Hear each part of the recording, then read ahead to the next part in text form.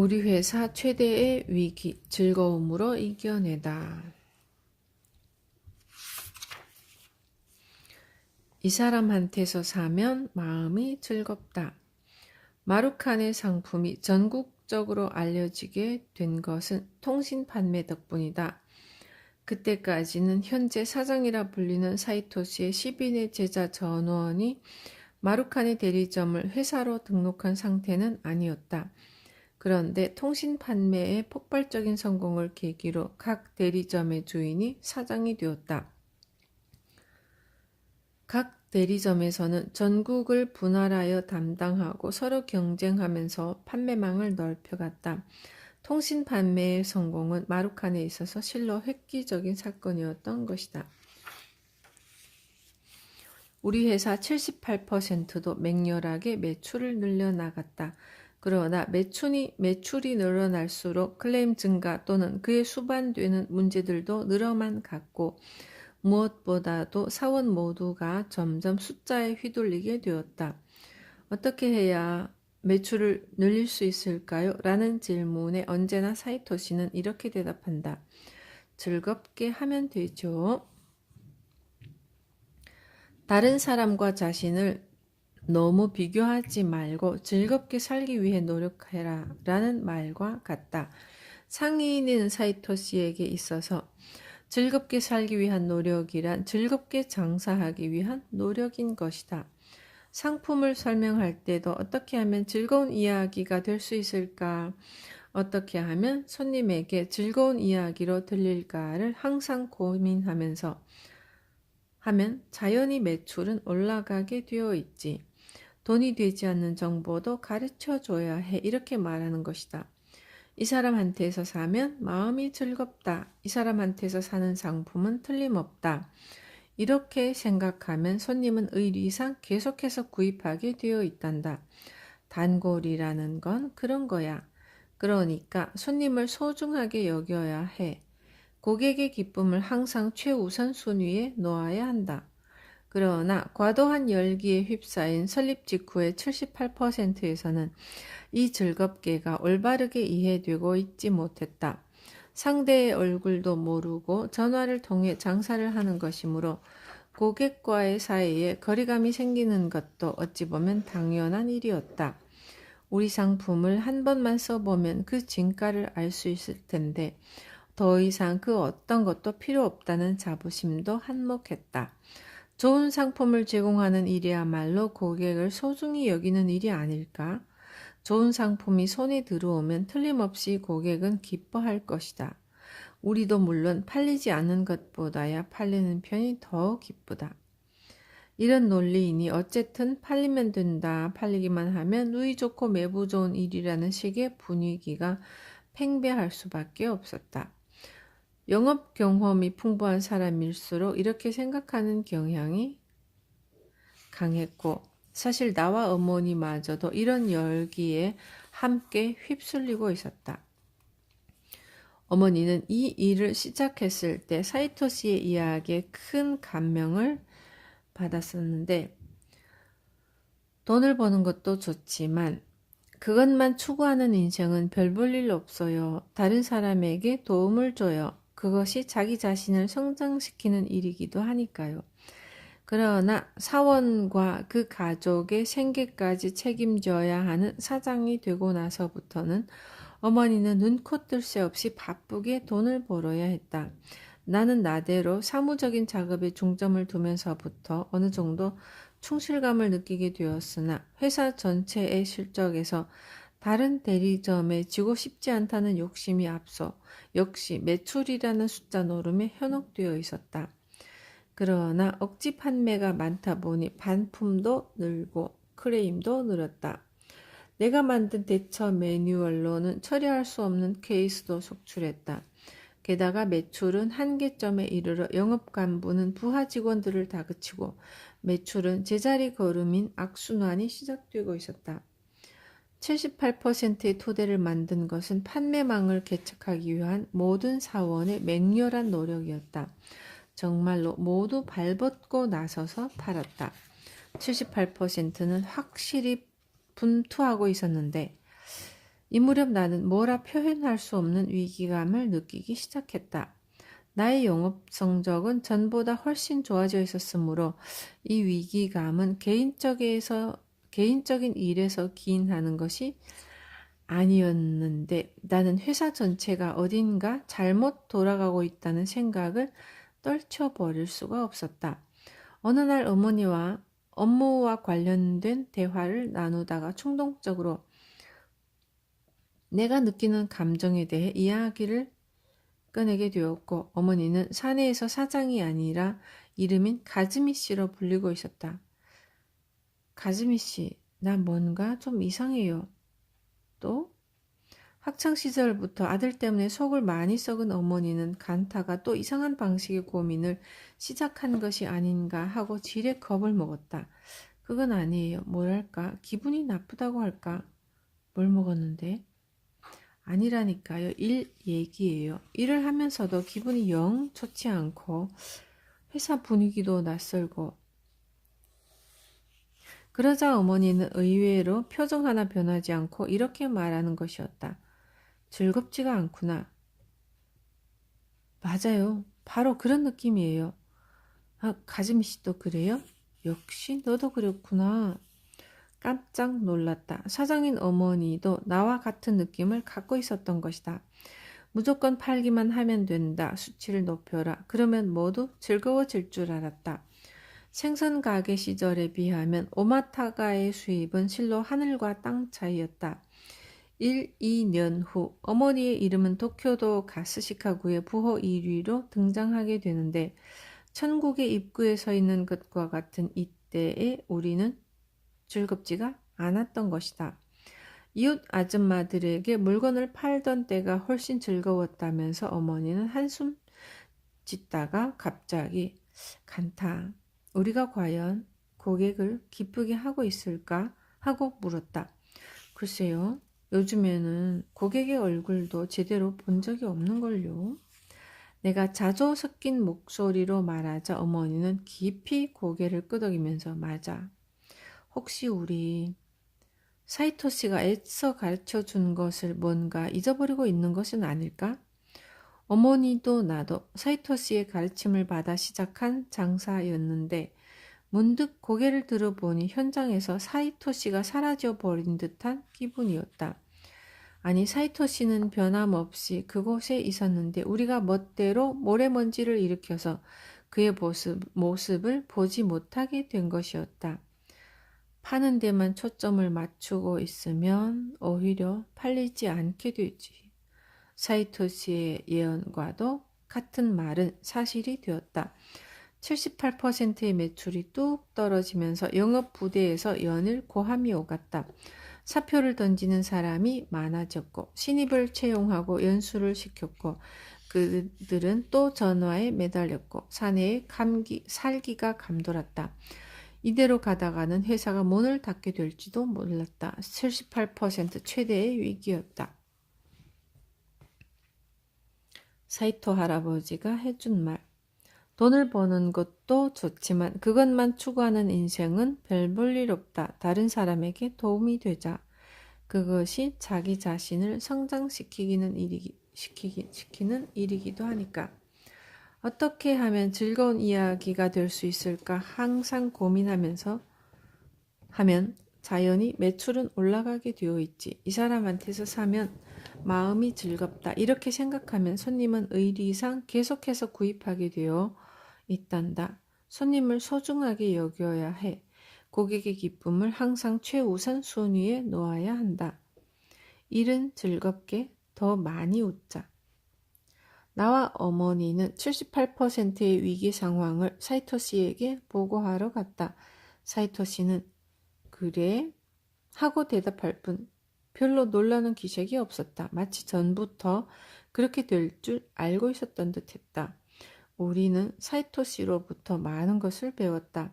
그러나 우리가 배운 것과 지금의 회사는 무언가가 달랐다. 그래서 회사가 삐걱거리기 시작한 것이다. 거기까지는 알 수 있었다. 그런데 우리는 무엇을 잊어버린 것일까? 무엇을 바꿔야만 할까?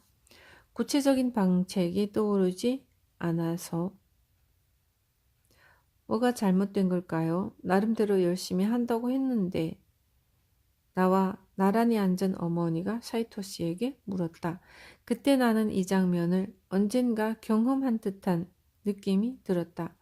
뭐가 나빴던 걸까요? 전 정론을 말했을 뿐인데요. 신입사원 총궐기 사건을 일으킨 후 나의 물음과 같았던 것이다. 뭐야? 결국 나는 또 같은 것을 물으러 사이토 씨를 찾아왔단 말인가? 사이토 씨는 어머니의 물음에 아주 간단하게 대답해 주었다. 순서가 반대 아닌가요? 좋은 상품을 제공하면 손님은 기뻐할 것이다. 그건 분명히 그렇지만 좋은 상품이라고 해서 억지로 팔기만 하면 되는 걸까요? 아니죠. 순서가 반대입니다. 손님을 기쁘게 한 결과 상품을 구입하는 것이죠. 이 이야기도 들은 적이 있다. 돈이 되지 않더라도 손님에게 도움이 될 만한 정보를 제공해 주는 거야. 손님에게 기쁨을 주면 매출은 반드시 올라가게 되어 있지. 사이토 씨에게 틀림없이 들은 이야기인데 어째서 그것을 회사 안에서 실제로 활용하지 못했을까? 사이토 씨는 말을 이었다. 간장, 한 번 상품을 사준 손님을 이후에 어떻게 대하고 있지? 물론 또 필요하다는 연락이 오면 상품을 배송했지. 그러기 위해서 고객 리스트도 만들었다. 리스트를 보고 상품을 써본 후에 감상이라든가 잘 모르는 점은 없는지 나중에 전화는 넣고 있어? 그 물음에 나도 어머니도 입을 다물고 말았다. 손님에게서 전화가 오면 물론 응대는 했지만 이쪽에서 먼저 건 적은 없었던 것이다. 새로운 고객을 늘려라. 영업부대는 신규 개척 전화에만 모든 시간을 투자했다. 단골 손님은 고마운 존재야. 비슷한 상품이 많은데도 간장의 회사에서 늘 물건을 사주니까. 신규 고객을 개척하는 것도 중요하지. 하지만 그 신규 고객을 단골로 만드는 일 역시 중요하단다. 일껏 상품을 구입해준 손님을 그대로 방치하다니 아깝다고 생각하지 않니? 실제로 78%는 신규 고객의 개척에는 대단한 파워를 발휘하고 있었지만 그 고객을 단골로 만들기 위한 노력은 특별히 하고 있지 않았다. 장사라는 것은 상대에게 득을 보게 하는 일이야. 사이토 씨는 말했다. 한 번뿐이라면 뭐든 억지로 팔 수 있지. 극단적인 이야기로 거짓말을 하면 되니까. 하지만 그렇게 되면 계속해서 사주지는 않는단다. 강매하고 도망치고 그런 짓을 반복할 뿐이라면 도둑과 다를 바가 없어. 하지만 득을 보게 하면 손님은 계속해서 물건을 사준단다.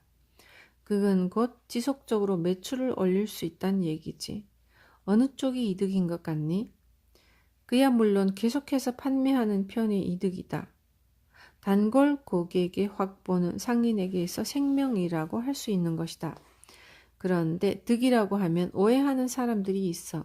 이야기는 이어졌다. 그들은 상품의 가격을 깎아주면서 상대가 이득을 보았다고 말하지. 가령 5,000엔 하는 물건을 4,800엔에 팔면서 상대에게 200엔의 득을 보게 했다는 거야. 하지만 나는 좀 더 지혜를 짜야 한다고 생각해. 5,000엔 그대로 팔면서도 손님이 기꺼이 물건을 구입하도록 만드는 득을 보았다고 생각하게 만드는 게 그런 방법은 없을까? 그게 바로 상인의 지혜라는 거야. 무조건 싸면 된다는 생각은 상인으로서의 태만이야. 손실인가 이득인가? 사이토 씨는 상인이기 때문에 손익 관점에서 이야기를 알기 쉽게 설명해 줄 때가 종종 있다. 인간 관계, 사람과 사람 사이의 교제도 마찬가지다. 샐러리맨으로 치환해도 좋다. 그럼 월급 10만 엔이라도 좋으니 일하게 해달라고 하는 것보다 내게 30만 엔을 줘도 절대로 회사에 손해는 끼치지 않겠다고 설득하면서 실제로 50만 엔, 100만 엔 값어치의 일을 하면 자신이나 회사에 모두 이득이 아닐까? 그러기 위해서 지혜를 짜내야 한다고 사이토시는 말하고 있었다. 앞으로의 78%의 득이 되는 일은 무엇일까? 숫자가 아닌 고객을 바라보는 일인 것만큼은 분명했다. 손님의 기쁨을 최우선 순위에 놓으면 자연히 매출은 올라갈 것이다. 그것을 사원 모두가 공통적으로 인식할 필요가 있었다. 간타, 그만두자. 어머니는 결단했다. 78%는 신규 고객 개척을 위해 전화를 거는 인원을 반 이하로 줄였다. 어머니는 일단 결정을 내리면 행동이 빠른 사람이었고 사이토시에게 들은 대로 즉시 순서를 바꿨다. 사원들을 모아놓고 영업은 이제 그만두고 앞으로는 확보한 고객의 애프터 서비스에 전력을 기울이라고 지시했다. 구입하신 상품의 사용법은 알고 계십니까?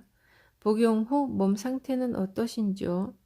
별 문제가 없으면 상품 이야기는 1, 2분 만에 끝나고 세상 사는 이야기가 길어지는 경우도 많았다. 일부러 상품과 관련이 없는 이런저런 이야기에 시간을 할애했다. 지금도 신규 전화 영업은 기본적으로 하고 있지 않다. 신상품이 나왔다는 통지는 하지만 팔지 말고 전화를 끊어라가 마루칸의 78%의 방침이다.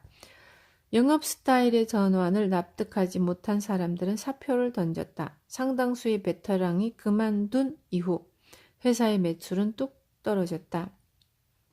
그러나 그것은 일시적 현상이었다. 예상보다 빨리 매출은 다시 상승 곡선을 그리기 시작했고 이것은 단골 손님의 위력이었다.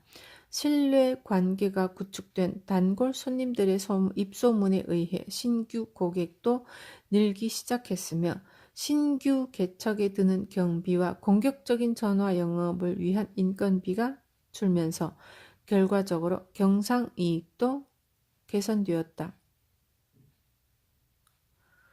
단골은 중요한 존재이니 소중하게 여겨야 한다. 사이토시의 이 말이 이렇게도 빨리 확실한 매출이 되어 돌아오리라고는 생각지도 못했다. 고객과의 관계가 긴밀해지면서 신뢰도도 높아지고 반품과 클레임도 놀랄만큼 줄었다. 어머니는 단골과 긴 전화로 잡담을 하면서 맞아 이런 기분이었어 하고 일을 시작했을 무렵의 감각을 떠올리며 즐거워했다. 나는 초등학생으로서 2년째 노점상을 할 때 사이토시가 간짱 같은 손님이 다시 와주다니 대단한데 하고 칭찬해준 일을 떠올렸다. 노점상이든 회사든 마찬가지였다. 장사를 하는 데 있어서 단골은 소중한 재산이었다. 확대 노선에 치중하던 78%는 단골 중심의 영업으로 전환함으로써 위기를 탈출했다. 단골들이 창출해주는 이익이 착실하게 상승 곡선을 그리면서 사내는 안정감을 되찾아가고 있었다. 지금도 78%는 영업 목표라는 숫자를 내걸지 않는다. 벽에 걸려있는 것이라고는 일은 즐겁게라든가 더 많이 웃자 등의 문구이다. 사이토시는 우리 상인의 일은 돈을 버는 것이지 회사를 크게 만드는 게 아니다. 우린 비즈니스맨과는 다르다. 라고 입버릇처럼 말한다. 회사의 규모를 키우기 위한 돈은 쓰지 않는 주의이므로 사이토시 자신의 사무실은 지금도 아주 작다. 많은 돈을 벌면서도 세금에 대한 대책은 전혀 세우지 않기 때문에 계속해서 고액 세납자 1위를 기록하고 있는데 그 세금이 돌고 돌아서 누군가에게 도움이 될 터이므로 삐까번쩍한 자사 빌딩을 짓는 것보다 세상에 훨씬 더 보탬이 되는 일이라고 믿는 사람이다. 작은 몸집으로 큰 이익을 올린다. 회사로서 안정기에 접어든 78%는 마루칸의 스타일에 근접하고 있었다. 그러나 그렇게 되면서 한탕주의자인 나는 또다시 스트레스를 받기 시작한다. 내게는 더 이상 어시스턴트가 아닌 리더로서의 영업 이외의 업무가 늘고 있었다. 면접, 채용, 그 후에 연수, 업무 트레이딩 등 인사 업무도 단번에 내차지가 되었다. 신입사원 총궐기 사건의 주범은 그 사건 이후로 인내심도 강해지고 언어 사용도 정중해져 이번에는 그럭저럭 해낼 수 있을 것 같았다. 이전과 같은 밀어붙이기식 영업 스타일은 사라지고 고객과의 우호적인 관계를 바탕으로 남녀 영업사원들은 차분하게 영업을 해나갔다. 그것이 내게는 또 좋게 보였다. 사무적인 일이 많아지면서 나의 작은 상인 혼이 또다시 고개를 쳐들고 있었다. 나는 장사를 하고 싶었다. 상인으로서 한번 멋지게 꽃을 피워보고 싶었던 것이다. 영업실 성적에서 절대로 이길 수 없었던 맹렬 사원이 그만두자 지금 같으면 나도 주목을 받을 수 있을지 모른다는 욕심도 작용했다. 그런데 일은 사람들의 눈에 안 띄는 평이한 일뿐이었다. 사장의 아들이라는 이미지에 대한 왜곡된 집착까지 미묘하게 얽혀서 나는 또 질리지 않고 이쯤에서 멋지게 한 건 해야 한다라는 강박관념에 사로잡혀 있었다. 사이토 할아버지가 해준 말, 좋은 상품이라고 해서 억지로 팔기만 하면 되는 걸까요? 아니죠. 순서가 반대입니다. 손님을 기쁘게 한 결과 상품을 구입하는 것이죠. 장사라는 것은 상대에게 득을 보게 하는 일이야. 득을 보게 하면 손님은 계속해서 물건을 사준단다. 그런데 득이라고 하면 오해하는 사람들이 있어. 그들은 상품의 가격을 깎아주면서 상대가 이득을 보았다고 말하지. 하지만 좀 더 지혜를 짜야 한다고 생각해. 무조건 싸면 된다는 생각은 상인으로서의 태만이야.